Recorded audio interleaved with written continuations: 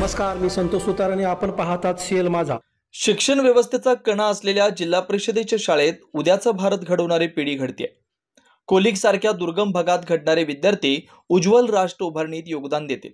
त्यामुळे प्रशासनाकडून सर्वतोपरी सोयी पुरवण्यास कटिबद्ध असून आपण चंदगड तालुक्यातील मराठी मंदिर शाळा ही शाळा दत्तक घेतल्याचं जिल्हा परिषदेचे मुख्य कार्यकारी अधिकारी कार्तिकेयन यस यांनी घोषित केलं.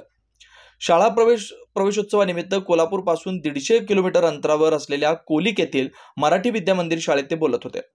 कार्तिकेयन यस म्हणाले की आधुनिक व्यवस्थेच्या माध्यमातून प्रभावी ज्ञानार्जन व्हावं यासाठी संगणकीकरण, सोलार, संरक्षण भिंत, स्वयंपाकघर यासह भौतिक व्यवस्था शाळेला पुरवू, त्यासाठी आवश्यक प्रस्ताव पाठवा अशा सूचनाही त्यांनी केल्या. तत्पूर्वी वाद्यांच्या गजरात पहिलीच्या विद्यार्थ्यांचं स्वागत करण्यात आलं. विद्यार्थ्यांना गणवेश, बूट व पुस्तकांचं वाटप मुख्य कार्यकारी अधिकाऱ्यांच्या हस्ते करण्यात आलं. नवागतांचं शिक्षणाप्रती उत्साह वाढावा म्हणून आमदार शिवाजी पाटील यांच्या आग्रहामुळे या शाळेची निवड करण्यात आली होती.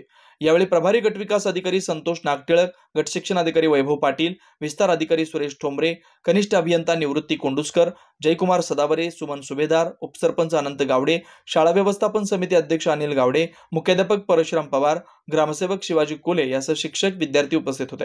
तसेच गावातील फेरफटका मारून मुख्य कार्यकारी अधिकाऱ्यांनी गावच्या समस्यांचा आढावा घेतला. आई वडील व शिक्षक हे आपले दैवत असून त्यांना कधीही विसरू नका असा कानमंत्र विद्यार्थ्यांसोबत जमिनीवर बसून मुख्य कार्यकारी अधिकाऱ्यांनी देत सर्वांना आश्चर्याचा धक्का दिला.